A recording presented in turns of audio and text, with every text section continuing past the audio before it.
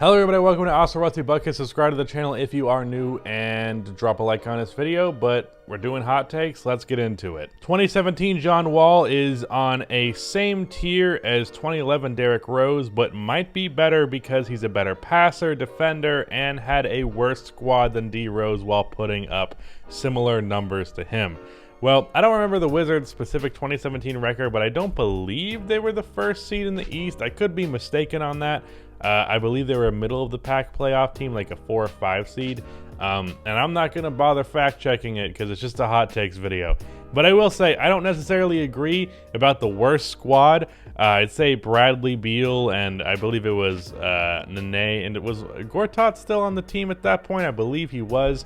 I would definitely say that 2017 John Wall's roster was actually better than Derrick Rose's, not because, like, a healthy 2011 Bulls, yes, but there were so many injuries for non-Derrick Rose players that year, ironically, that, you know, Kurt Thomas, who was like a million years old, started like 55 games that year.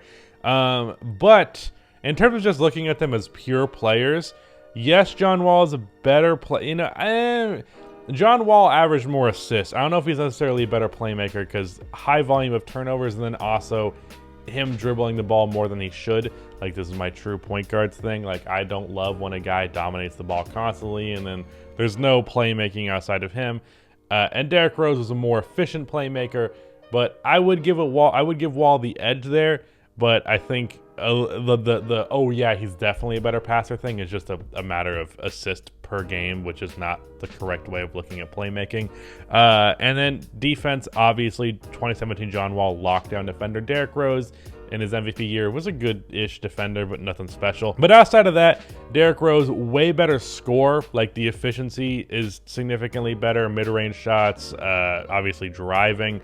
Even I think the 3 ball is better than 2017 John Wall. But I don't know. I think it's fair to say they're in a similar tier. It's weird because I'm a big John Wall guy and a big Derrick Rose deserves a 2011 MVP guy. So it's weird, but I say they're in a similar tier, sure, but I would give the edge to Derrick Rose. Russell Westbrook is a higher all-time point guard than John Stockton because Russ's individual achievements. Jesus Christ. Because Russ' individual achievements better than Stockton's, and Stockton's team achievements are overrated because he only went to 2 finals with Karl Malone and a nice roster.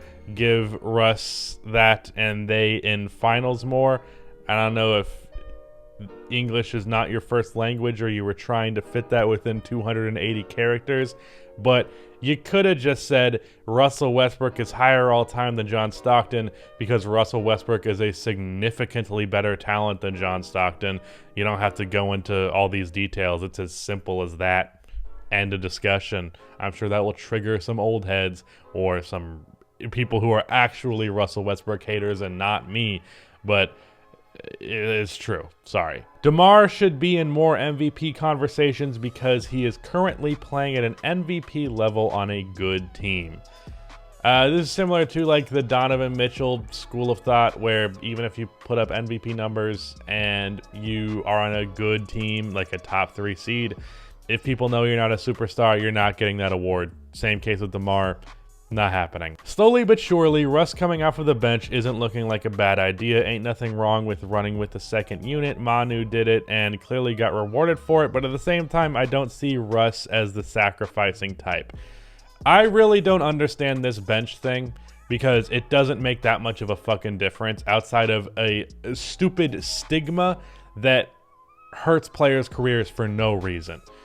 How many minutes you're playing in a basketball game is what matters. Who is in the starting lineup really ain't.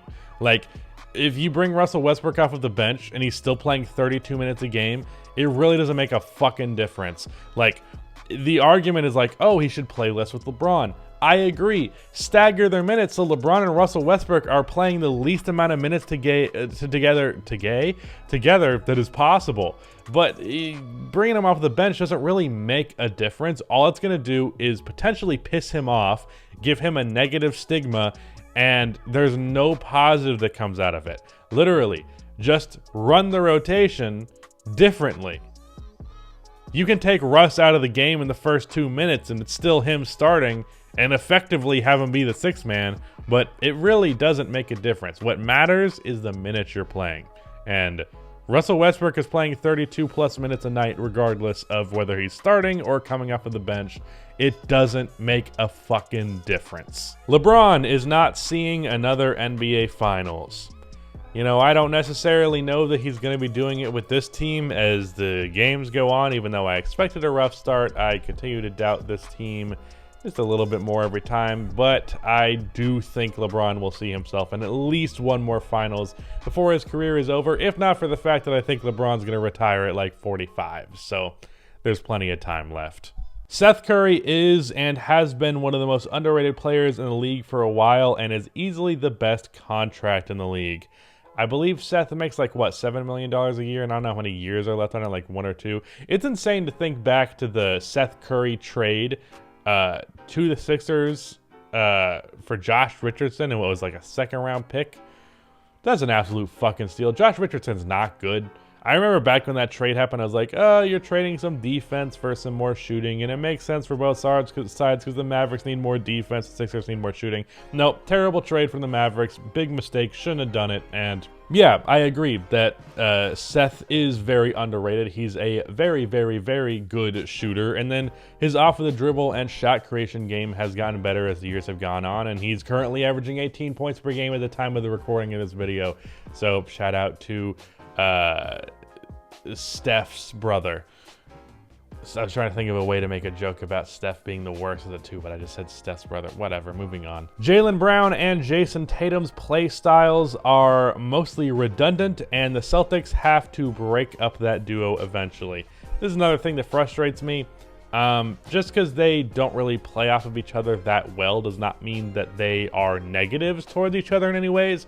Really, it's just more of a good thing, which in a sense, yes. It's not as good as having a different type of player who's just as good, who can provide things in different ways, but it's still better than not having the both of them. If like I've said this before, with the Celtics video, I think I said this at the end of it. If there is a trade for a player who's as good as Jaylen Brown, who is just going to complement Tatum's game way better and Tatum will complement his, then sure. Make that trade, providing the money and the age and all that makes sense. But don't see that trade coming along anytime soon.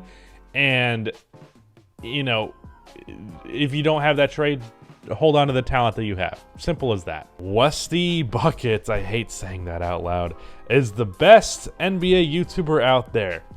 Unfortunately, King of the Fourth Quarter still exists. Matisse Thybulle will win a Defensive Player of the Year in his career. You know, automatically from the fact that Matisse is like 6'5", that's a hard thing to project because you just don't really win that award when you're not a big man a majority of the time. That said, what you really need to win that award is both impact and like understanding of that impact being there, and then also the counting stats. And what's great about Thybulle is he brings both of those to the table. He can both get a lot of steals and blocks, and then of course he's actually a good defender. He's not like a Hassan Whiteside or Kristaps Porzingis, who might average 2.5 blocks at some points, but not actually that good of a defensive player. In the case of Thybulle, he can average those crazy counting stats and be a good, great defender. So I think he has as much chance as anybody that's not a center has a chance of winning that award once he gets the proper minutes. And yeah,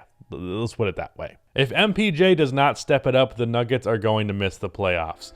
You know what's weird? The Nuggets are actually the only team that I haven't caught a game from this year, which is the reason that's weird is that the Nuggets are like probably in third in the pecking order of my favorite teams to watch. So I don't know how that's been the case, but from what I've seen, MPJ shooting like 30% from the field, and they haven't been winning. Jokic can only do so much. If you're getting no offense outside of an inefficient MPJ and like Will Barton and Monte Morris, depending on the night, yeah, they're not going to make the playoffs. That said, I fully expect him to be fine. Like, I fully expect MPJ to figure it out, and then this is no longer a conversation. But yeah, they definitely need his contributions. But that is it. That was Hot Takes. Goodbye.